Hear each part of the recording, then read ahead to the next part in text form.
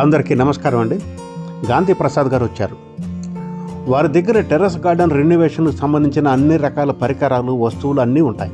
గత కొన్నాళ్ళుగా కొత్తగా garden setup చేసి ఇవ్వటం, టెర్రస్ గార్డెన్ సెటప్ చేసేయటం, ఈ పనులు కూడా చేస్తున్నారు వారు.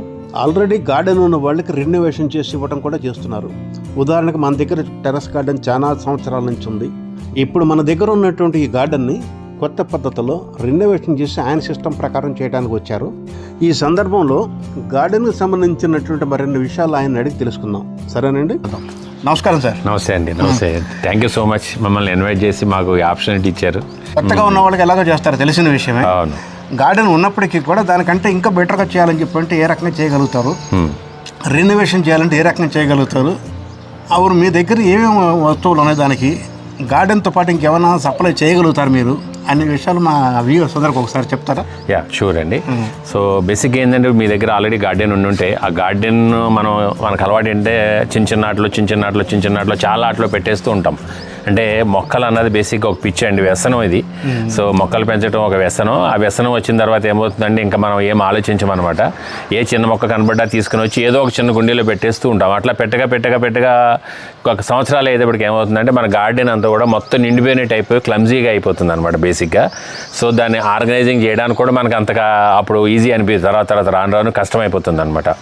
సో దానికి ఏంటంటే ఇప్పుడు మేమంతా కూడా ఒక సిస్టమేటిక్ వేలో, అంటే ఒక లైన్స్ కింద స్టాండ్స్ పెట్టి, టబ్స్ పెట్టి, అంటే ఫ్లోర్ నుంచి కూడా మనకి ఇప్పుడు మొక్క పెరిగేటప్పటికి ఆల్మోస్ట్ 2.5 అడుగుల ఎత్తులో మొక్క ఉంటుందన్నమాట. సో ఫ్లోర్ హీట్ ఏ మాత్రమైనా దానికి ఎఫెక్ట్ లేకుండా చాలా హెల్తీగా పెరుగుతుంది అనమాట. ఎందుకుముందు ఏంటంటే ఫ్లోర్ మీదే పెట్టడం కానీ లేదా ఏదో చిన్న పెట్టుకోవడం కానీ చేయడం వల్ల సమ్మర్లో వచ్చే టెంపరేచర్స్కి ఫ్లోర్ నుంచి ఫ్యూమ్స్ వచ్చి, ఆ ఫ్యూమ్స్ పైనుంచి ఫ్యూమ్ కింద నుంచి ఫ్యూమ్ వల్ల మొక్కలు బాగా సఫర్ అయిపోయేటివి. సో మేము ఎప్పుడైతే గార్డెన్ సెటప్స్ మొదలెట్టామో మా మొక్కలన్నీ కూడా అబౌట్ 2.5 feet హైట్ ఉంటాయి ఫ్లోర్ నుంచి. సో బేసిక్గా అంత హైట్ ఉన్నప్పుడు అసలు ఎయిర్ ఫ్లో అయిపోతూ ఉంటుంది కాబట్టి అసలు కింద హీట్ అన్నది మొక్కకి సంబంధం లేదు.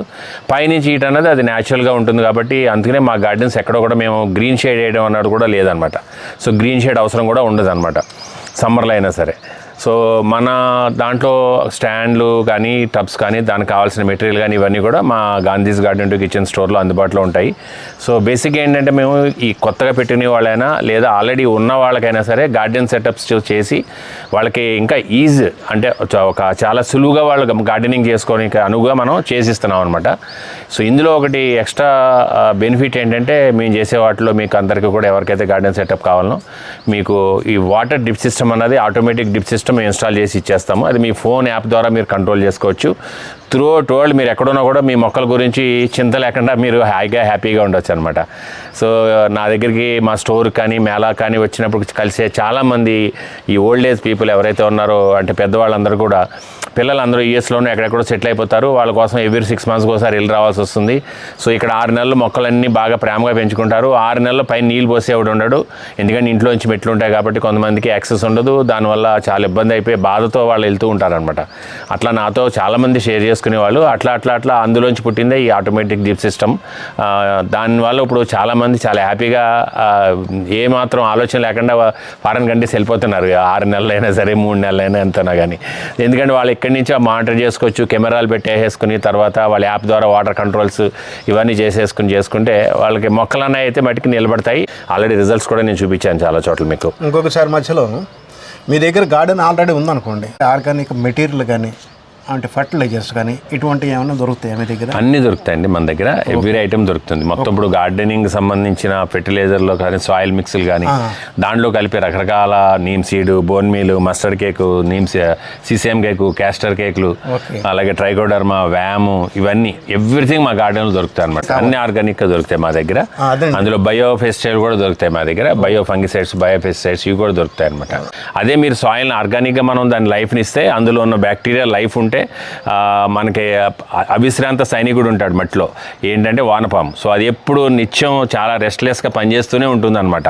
ఎందుకని లోపల ఉన్న ఆర్గానిక్ మ్యాటర్ని తింటూ ఉంటుంది. అది మళ్ళీ వదిలే వేస్ట్ ఏదైతే ఉంటుంది ఎక్స్క్రీషన్స్, అది మనకి వర్మీ కంపోస్ట్ కింద మొక్కలకు ఉపయోగపడుతూ ఉంటుంది. సో మట్టి లోపల ఉన్న అన్ని రకాల ఆర్గానిక్ మ్యాటర్ని అది కంపోస్ట్ చేస్తూ ఉంటుంది న్యాచురల్గా. ఈ లైఫ్గా ఉంచుకుంటే ఉపయోగం ఒకటి, మట్టిలో ఉన్న ఆర్గానిక్ మ్యాటర్ పోతుంది. తర్వాత లోపల తిరిగినప్పుడు దారులు ఏర్పడుతూ ఉంటాయి, దానివల్ల ఆక్సిజన్ వెళ్తుంది మొక్కలకి. తర్వాత రెయిన్ వాటర్ కానీ ఏదైనా వాటర్ పోసినా కూడా ఈజీగా లోపల సైడ్ అన్ని సర్క్యులేషన్ అవుతూ ఉంటుంది అనమాట. సో ఈ విధంగా ఉపయోగం అనమాట ఆర్గానిక్గా చేసుకోవడం వల్ల. అదే కెమికల్ వేస్తే మీ సాయిల్ మొత్తం చంపేసినట్టే. ఇంకా అది కాకుండా సాయిల్ చేంజింగ్ ఏమైనా చేయాల్సి ఉంటుందంటారు? పెద్ద అవసరం ఉండదండి. యాక్చువల్గా సాయిల్ చేంజింగ్ అన్నది అది యాక్చువల్ రాంగ్ కాన్సెప్ట్.